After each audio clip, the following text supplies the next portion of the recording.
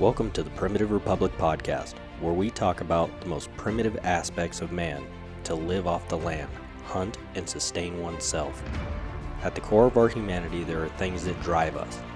A sense to turn back the clock, to get away from modern life, and search for something primitive.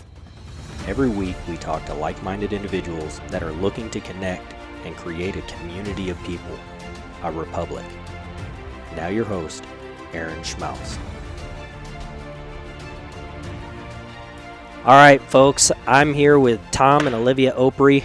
I'll let them explain their credentials as far as hunters and conservationists and all that kind of stuff. But they've got a really cool, actually, couple of companies, Shepherds of Wildlife Society, the Wildlife Conservation Society, which well, actually, it's not the Wildlife Conservation Society. That actually is somebody else. Oh, but my bad. We do have a 501c3 called the Shepherds of Wildlife Society, and it's really cool and unique in that very quickly it's made up at its core of outdoor filmmakers and wildlife photographers.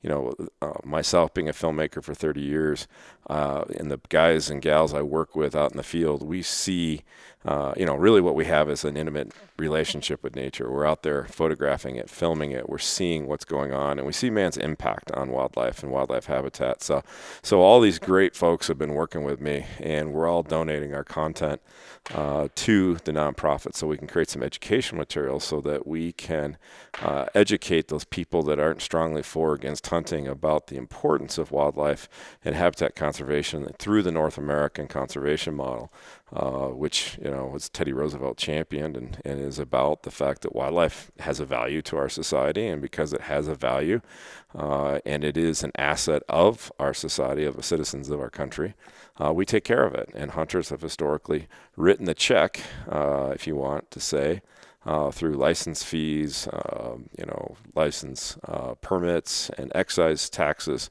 and they really are the ones that pay for the wildlife conservation, not only the science through paying for having wildlife biologists monitor animal populations and do all the science that needs to be done and the research, but also the protection through game wardens and conservation officers to protect that resource from being abused by poachers and other terrible people out there that really don't care and really love the wildlife like we do. Yeah, it's an amazing thing that they do, and anybody who says that hunting doesn't help the animals or conservation, I would really employ you to, or implore or whatever, yeah. You to go and check out the Shepherds of Wildlife Society. They've got bracelets and stuff like that made from different snares that they've collected from poachers and all that kind of, trying to stop these poachers and everything in Africa. And well, we could get into that when you get done and kind of explain that a little bit better for folks. We've got some interesting projects that we're doing to build awareness. Yeah. And awareness about creating value for indigenous communities when it comes to their wildlife assets, so that they'll protect them. You're incentivizing these people. So, and you talked earlier about what's going on today. I mean, this is mid-March. 2020, and the sky is falling. At least it seems like it. President Trump was on television, it seems like almost now nightly, talking about the coronavirus. I mean, this is crazy what's going on. Yeah, absolutely. Well, let's get into that, and let's let your darling wife give her credentials and sign on. Oh, my credentials. As a woman in this industry, I've been a part of the hunting community for more than 20 years now. And when I began, there were very few of us. So I sought every possible opportunity to advance my knowledge base and education and opportunities. I would seize every chance I could to better myself in this industry. And so I've started off with, being a hunting guide, and then becoming a measurer for Boone and Crockett and Roland Ward and Pope and Young and SCI. And that was all while I was working for Dick and Mary Cabela personally. And then, after my time with them, I helped hunters. My main profession is a hunting consultant and adventure consultant, helping hunters and fishermen and photographers travel all over the world to experience the finest and follow the laws and make sure that they are doing everything, up by the book, but with the best operations that there are. I have done a lot of television and a lot of radio, writing as well. And former Miss Nebraska, right? Because of, yes, I ran for Mrs. Nebraska when I was working for Dick and Barry Cabela, and surprisingly won with a pro hunting stance as my platform. In fact, Dick and Mary had a bet. He said, there's no way she's going to win with a pro hunting stance. And Mary said, yes, she will. Well, Mary won because I won to all of our surprise. So that gave me a huge platform and podium to speak from. Having a crown and a sash granted me an audience that you just can't get by saying, to the world, oh, I like to hunt. No, now you got a crown and a sash and you're in with the Boy Scouts and the Girl Scouts and schools and really able to resonate that way. And so that was the whole reason I did it. I wanted to reach a greater audience instead of just talking to the hunters. And so my passion is to advocate around the world about the issues that we face as hunters. I've been very blessed to hunt on 6 continents. I've taken more than 100 species from around the world. SCI has given me some nice awards like the Diana Award and the C.J. McElroy Award, which are hunting and conservation accomplishment awards. And gosh, I'm also the museum curator for the Museum of Natural History in China. Really? Yeah. Wow, that's awesome. So it's awesome because now I'm able to help bring a knowledge to these children about these animals from around the world because they're used to looking at pictures at computer screens. That's what an elephant is to them. A rhino is nothing but a tincture that dad or grandpa put in their tea. We're starting to help shape their minds. So by bringing these animals into these museums, it's really given them a chance to better understand really what's happening. And so part of Shepherds of Wildlife and with what I'm doing as a museum curator is to bring awareness, bring an education to these kids and see, really what's happening. Because really our whole life is about what can we do to preserve our outdoor hunting heritage? What can we do to ensure that there is a future for it? I am very much an optimist because the reality is without hunters, there's no animals. Yep. And people need to know that. Yeah, I mean, there's no hunting in China, right? They get theirs through the black market, right? And which I thought was pretty interesting what you just said. The only thing they know about a rhino is in a tincture. So what exactly do you mean by that? I know what you mean by that, but for those that might not know. Well, there's definitely been an exploitation of certain species. I think the rarer it is, the more desired it is, whether it's the tiger or the gorilla, whether it's tiger whiskers or gorilla paws or rhino horns. Tiger penis. Exactly. It's just the velvet off the antlers, gallbladders from black bears. It is such a...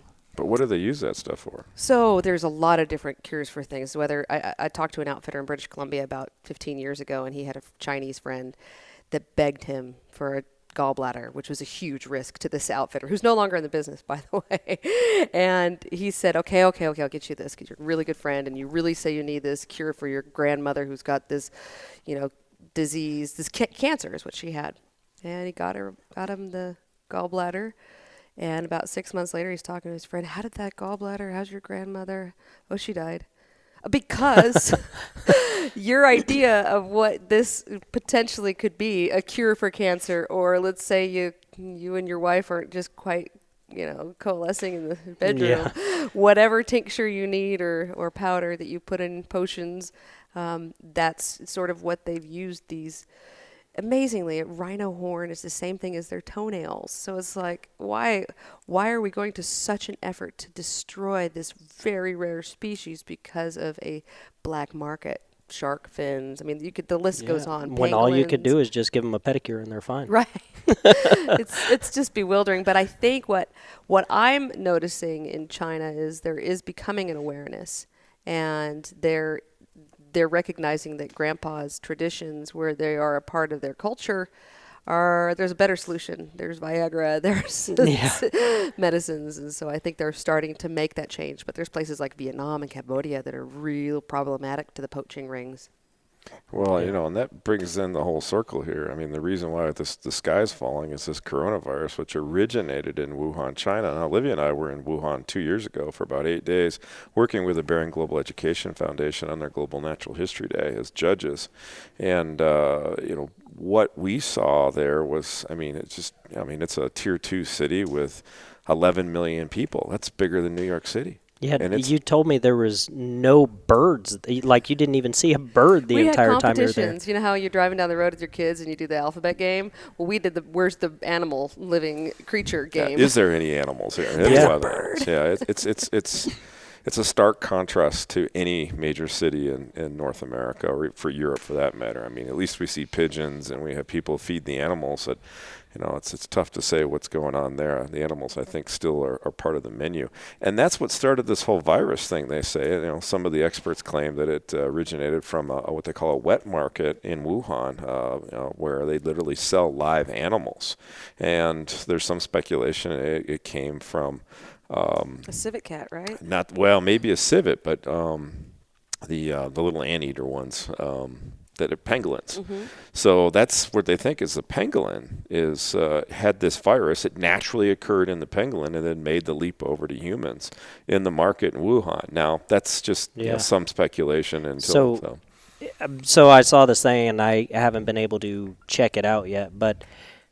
And I don't remember ever reading this stuff when I was moving cows and all that kind of stuff. But on the vial that it showed this picture of on Facebook was that it actually says that they're vaccinating cows for coronavirus, and they've done it for a long time. Whether that's true or not, I don't take that to the grave, and I want to do some research on that, but that's pretty interesting if we've known about it for that long. And we've been vaccinating cows for it and stuff like that. Well, it may be a different type of coronavirus. So what you're speculating, because as I understand it, this is completely COVID-19, I think, is the one that we're talking about, right? Mm-hmm. So. Yeah. I mean, I think there's lots of different strains that adapt and evolve, and I think it's just the meat industry getting ahead of the curve so people don't ban them out of existence because of some, oh my gosh, it's the animals that have done it to us. We've got to get rid of them. And I'm glad that they're blaming it on the pangolin. Hopefully that reduces the poaching of them because they're a huge commodity for that poaching ring. So what is a pangolin? It's actually where the Romans got the idea for armor. They are basically a scaly anteater. They've got these really cool kind of like scales. An armadillo looking. Right. Yeah. A little bit bigger. They're about, I don't know, with the tail and the nose probably 3 feet long. In Africa, there's several different subspecies of them. So. Oh wow. And it's probably the greatest illegally trafficked animal, in the world right now. And why is that? What do they use that for? For the meat, or? I think it's the scales, the meat. I mean, that was actually when I served our United States Secretary of Interior on the International Wildlife Conservation Council, giving him advice about international wildlife issues. That was one of the topics that was quite large, was the illegal trafficking of the pangolin. And I think they're using their scales, grinding them into dust and tinctures and such. And also their leather is beautiful. And I don't know what their meat's like, but, what you see in those poaching circles is usually they want to try to get everything they can out of it. However, when it comes to rhinos and elephants, they'll just shoot them and cut the ivory out of their skull and leave the meat to rot, which is such a loss, such a waste of an animal. Oh, you feed several villages that way. Oh my gosh, yeah.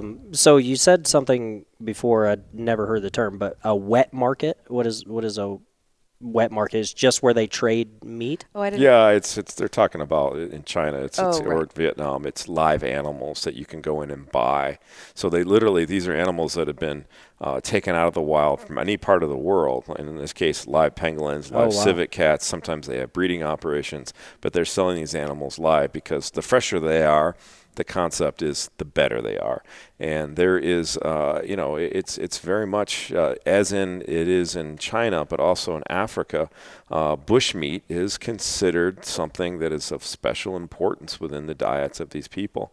We've kind of gotten away from it here in the Western world, in so much as that, we do love our wild game, but the vast majority of our population is no longer connected with eating wild game, and sometimes look down their nose at people who do, us hunters. Right. But in Africa, in China, these animals are very revered, and having bushmeat in Lusaka, Zambia, people love to have that when they serve it up and have their friends over. It's a big deal in a big way. Well, that's a very important thing that you just brought up and somewhat touched on, is the self-sustainability aspect of it.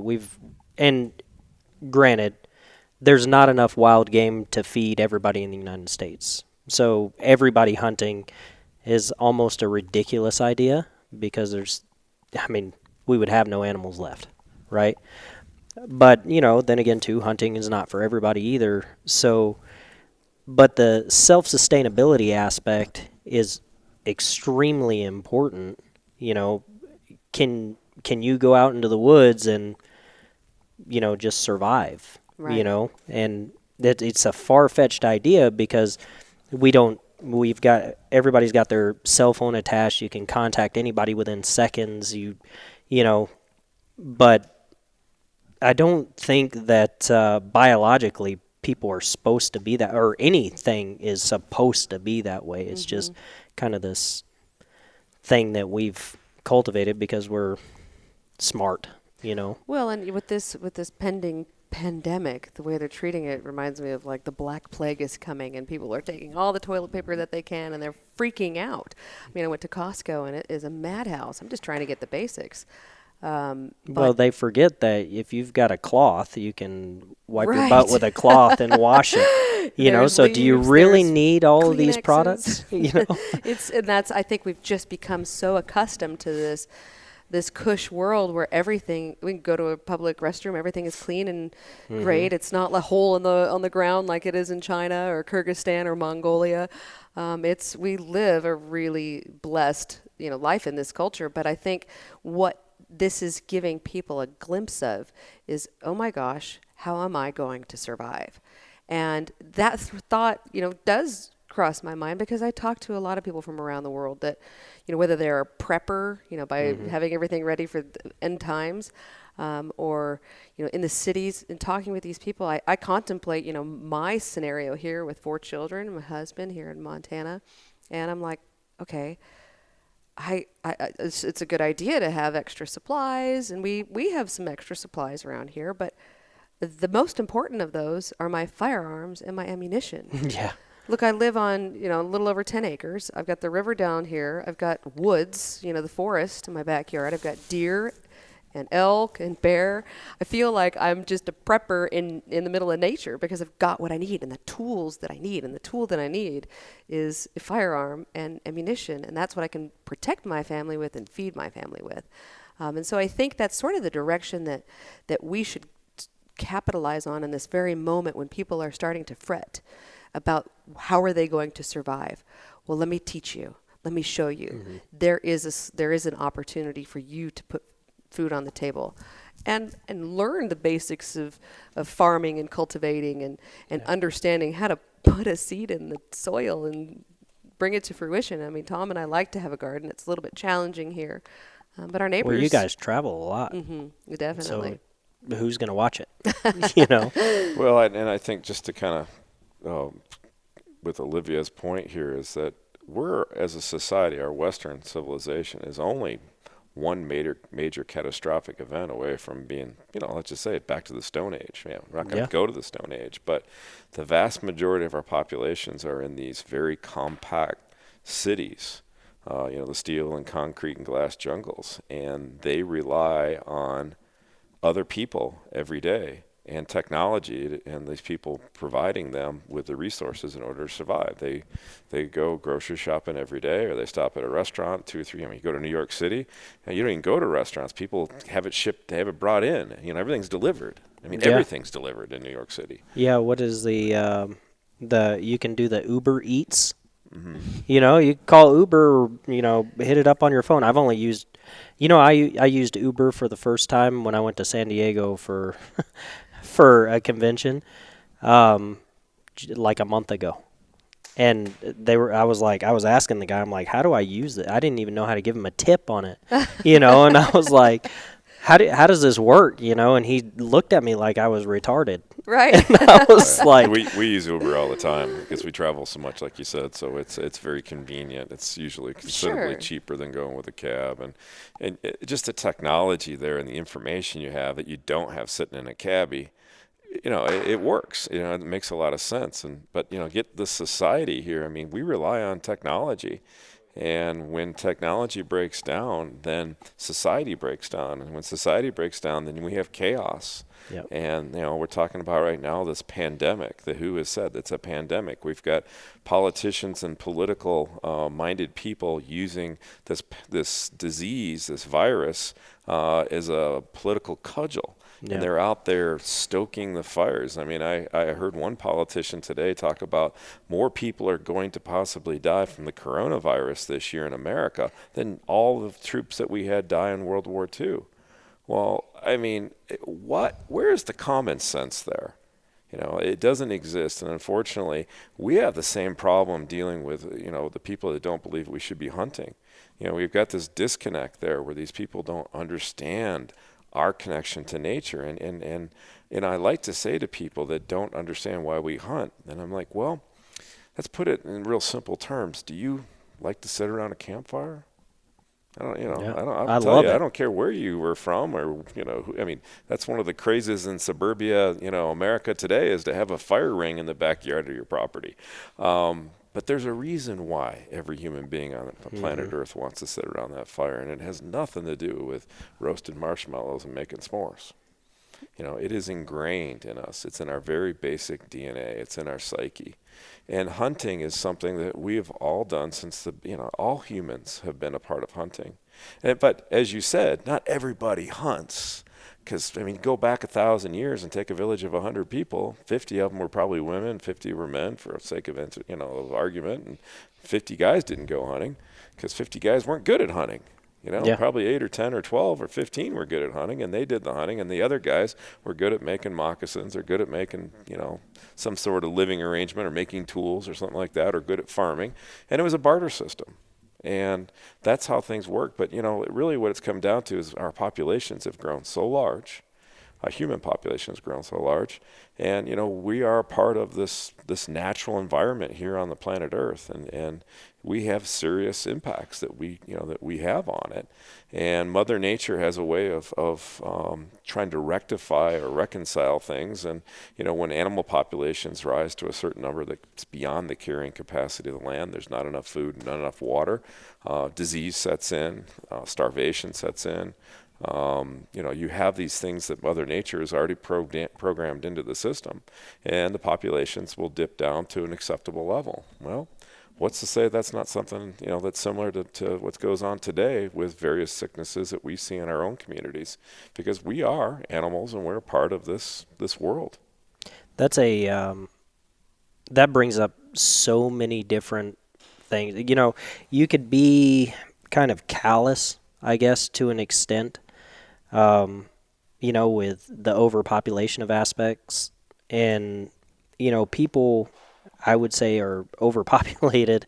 And not that I'm saying go out on a killing spree or anything like that. It's just, we have become so soft in a lot of ways that it's like we don't want anybody to die, which, of course, we've got feelings, all that kind of stuff. But we don't look at it from a nature standpoint.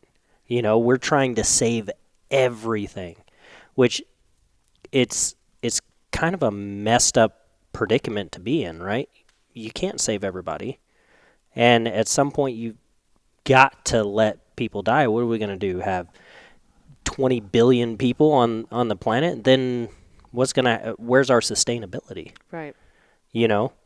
So, I mean, you end up like Wuhan. And what was it? You guys were in Shanghai, and didn't you say... Last year we were in Wuhan 2 years ago in Shanghai. Yeah, but weren't you guys saying, I think the last time I was here, they were building for the next 10 years or something like that? Mm-hmm. And, there's just empty building after empty building after empty building. There's something inherently wrong with that, I think. Right. You're jam-packing all of these people into one place, to the point where you have no choice but to end up getting killed by some sort of a disease or something like that, people turn barbaric in cities when they're so close together. We're not meant to be that way. Right. You Well, know? especially in this kind of a situation where you have the coronavirus and all this sudden, it can escalate to a point where people are rioting in streets and stealing and, for fear of their life. And I can't imagine being in that situation, living in a city like that. But, it's what's interesting is I've done a lot of stuff with the Asians. I did a documentary with a crew out of South Korea, and in spending time with them, they had never been a part of a hunt. They were doing a documentary about wildlife conservation, and they wanted to follow me as the hunter perspective.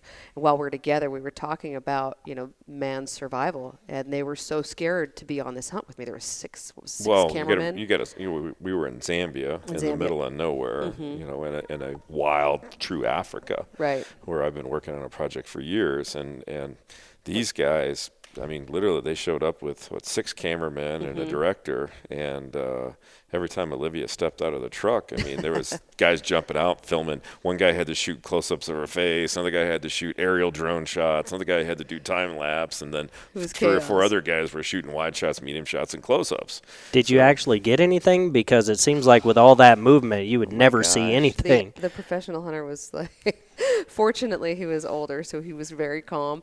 It's not easy to have, and of course it's very green that time of year that we were there, and they brought like white snow leopard camo, which would be great for Kyrgyzstan, but not for the jungle. But what was interesting is we were driving out to the field, them sharing their apprehensions and personal nervousness living in Seoul, Korea.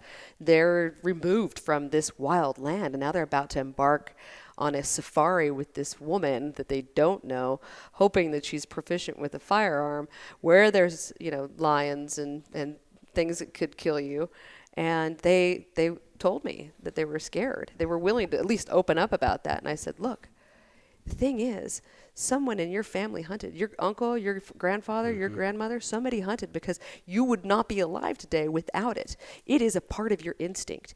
And if you stick with me, it will come back. You will have that instinct come back. You will understand, okay, if I make this mistake, maybe I need to back off or crouch down lower, or, okay, the wind was a problem. You're going to learn as you go. But it's a part of human nature. And one of the main videographers that was my primary guy, he was sharing with me what it was like as a child to grow up on a farm outside of Seoul, Korea. And he said, we had our animals and we had our guard dog, but our guard dog was a part of our family, and he'd sleep with me and protect the sheep. And then he got older and he wasn't capable of protecting the sheep anymore. And yeah, we loved him, but it was time for him to be put down, and we put him down and we ate him. And it sounds like, for us, we're so used to like coexisting with these pets in our home, whether it's kitty cats or dogs, but it still is meat. And so when you when it comes down to it, I tried to put myself in his shoes. It's like, okay, well, there is this dog there, and he did serve this purpose. So why not continue serving you in another way by giving you that nourishment? So it's been interesting, the individuals that I've met through this journey about how they've handled, their perspectives on animals and wildlife and wild game and hunting, and this absolute contradiction as they eat their meat and say how bad hunting is. It's like, whoa, you have no idea that somebody's done this killing for you. But yeah. Well, and that's what you're saying about these people eating their animal. And what you said, Aaron, too, earlier about death. We don't wish people to die. But we have a great friend, Nate Turner, he's a trapper in the interior of Alaska, subsistence, lives a subsistence lifestyle, which means he lives off the land. And he said this greatest thing. We were up there filming with him a couple of years ago, and he's like, death is all around me, and I'm not part of it. Animals in the wild just don't die. They grow old, they get slow, and they get ate. Yep. And if you go outside of our homes, every living thing out there is trying to survive. That is what our planet's all about. But our Western society has has kind of skewed things. And I call it the Disneyfication of wildlife, anthropomorphism, where people give animals human traits and characteristics. But we're in a situation where just because humans are, they're just literally afraid of death, and they think these animals are just part of their families, part of their society, and at the end of the day, they're just part of this big circle of life. On a side note, though, I think that is actually very, very natural to give human traits, because if you look at, historically, like way back through the ages, they've always, Native Americans have said coyotes have turned into people, and they've got this morphism and all that kind of stuff. So I think it's a natural thing to give human traits, but at the same time, we let it get carried away. Right. Where the lion is, is Simba singing songs instead of this fierce beast that we are scared of. And I think that's my biggest problem with it, is you take this animal that really should be respected and feared and, recognized as something that could cause problems for whatever society is living around. And then you make him sing and dance. It's disrespecting the animal in many ways, on so many levels, because now kids are thinking, oh, these cute little lions are singing, and this crazy woman has gone and killed these lions in Africa, and they can't understand that without some sort of control. Look, we heard a really great analogy from a friend of ours, Miles Fadinas. He said, think about if you have a rat in your home. What are you going to do about it? Oh, they're going to kill it. The first thing. First thing. But what if I tell you that rat's worth $50,000? I don't know. They probably try and breed it. Exactly. I'm going to breed a whole bunch of them. Yeah. And that's how it is for these, indigenous people to live with creatures like, whether it's lions or elephants or, these beasts that we don't have to live with. They're on another continent, completely removed from our society. But we just want to just give it these cute little, anthropomorphism type tendencies where they're singing and dancing and not recognize what it really is to coexist with these animals. And that's the disrespect that I think these cartoons have shown these animals in the long run. No, it's dangerous. It's extremely, extremely dangerous. And Tom and I talked about this on the last podcast that we were on together, was the grizzly issues that we're having up here. I mean, it is dangerous, I think, to put it out there like that.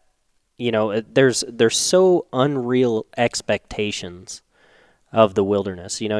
What are probably 90+% of the people that get attacked by grizz up here are out of state, in areas that are they haven't seen a grizzly in 100 years or whatever. They haven't had to live with dangerous animals like that. So just go to Yellowstone. Every year more and more people get attacked by wildlife. Tourists. These are people that have no concept of what wild is in wildlife. They have no concept. So they go up there and think they can go pet the 2-ton bison.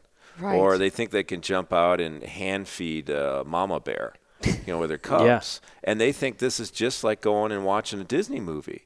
Walt Disney World, as much as they've done for, giving entertainment value to our children and growing up as a child, they've done a huge disservice to wildlife. And what happens when you have people out there effectively disenfranchised and don't understand what the reality is behind, the lives of wildlife, you get situations where this wildlife, whether it be Kruger National Park or Yellowstone or even people's backyard, if you decide you want to have little deer out there and you start feeding them, you end up in a situation where wildlife literally gets habituated to humans. They're no longer wild. Yeah. If a deer stands there and lets you walk up to it and feed it, that's a problem, because it's lost its inherent nature of fear of a predator, because we are predators. And, unfortunately, that animal, whether it be in Kruger National Park or be in Yellowstone or any other part of the world. Or my backyard. Yeah, that animal's going to lose that sense, that skill in order to protect itself. And if it raises other generations of animals and they raise that, and that just becomes a constant deal. And then you no longer have wildlife. And with the fact that human populations are growing so robustly large around the world, well, I mean, we've talked about this pandemic going on, and whether a country, the government within a country can create stability. Well, the only way you create stability is you make sure people get a place to live, got a warm bed to sleep in, and you got food in your belly. Yeah. Well, if you take food away from people, what happens? You get chaos. People start rioting in the streets. We just seen it with toilet paper right now. I mean, Brian Lynn of the United States Sports Alliance was just posted today that he went to Walmart and bought two packages of put two packages of toilet paper in his cart, turned around, and some lady stole one of them. Way. Are you serious? Oh my gosh. So the lady at the post office, I was there, she said, I had to ship off some toilet paper to California for a customer. Yeah. I'm like, are you kidding me? You're shipping off toilet one of my buddies, he goes, I'm thinking about going to Costco and then selling it by the roll. Right. Just to see if people were stupid enough to buy it. It was like, I was like, well, you might want to be careful about that because I'm sure there's some sort of rule about price gouging or something, but. Well, I mean, per roll price could be $5 a piece. Scalping if you get toilet paper. Yeah, but I mean, at some point, can you really put a price on stupidity? Right. It's ridiculous. So. Well, and what you just said, stupidity, ignorance. That's why hunting has the problems it has today, whether it be from our own problems that we inherently create for ourselves as hunters, the hunting industry, the things that we do, that we portray, that we just aren't smart about talking to the non-hunting public about. We usually just preach to the choir and we tell them all about the big bucks and the record books we have and do our fist pumps and high fives. But when we put that out on social media, where you have now an audience anywhere in the world in a nanosecond can see your public post, and you have a huge group of people out there that are completely disconnected from nature and don't understand why you're holding that big buck or that bull or that that lion that's dead. Unfortunately, they can't identify with us. Thank you for listening to the Primitive Republic podcast, an Aaron Schmaus media production. Follow us on Facebook and Instagram at The Primitive Republic. You can also find us on our website at www.archeryoutdoorsman.com.